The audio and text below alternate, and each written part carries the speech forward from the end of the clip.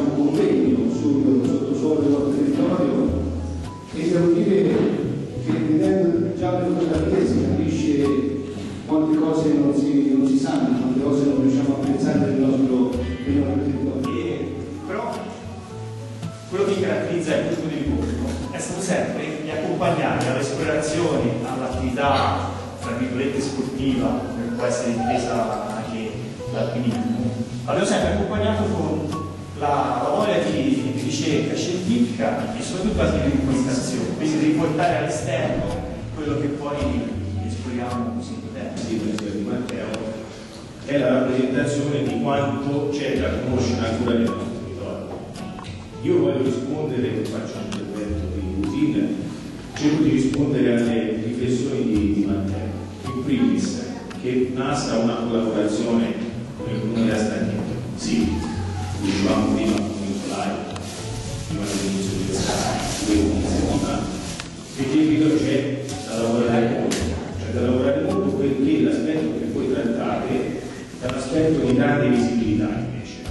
Quello che abbiamo voluto fare, diciamo, non soltanto io che sono autore delle immagini, ma con tutti i membri che mi hanno aiutato in questo viaggio, era quello di documentare ovviamente le cose del Castagnetano, questa provincia.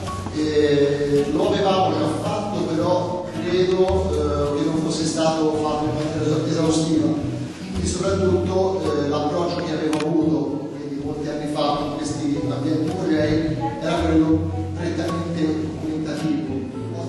Perché la temperatura, diciamo, la temperatura di una grotta è grosso modo pari alla media annuale del luogo dove si date l'ingresso.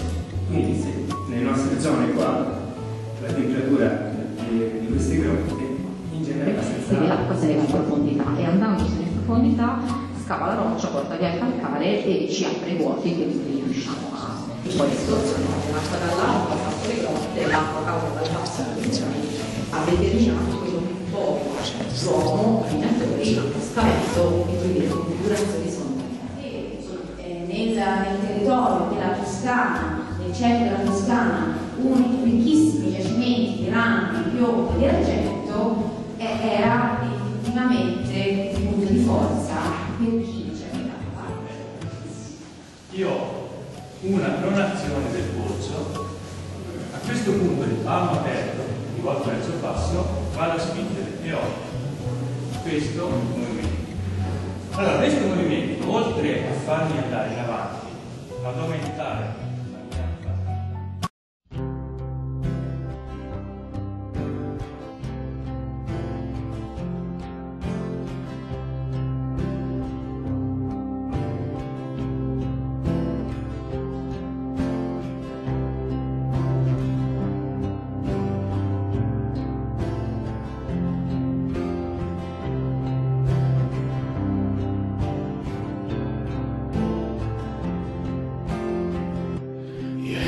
upon a dead man's gun and you're looking down the sights. Your heart is worn and the seams are torn.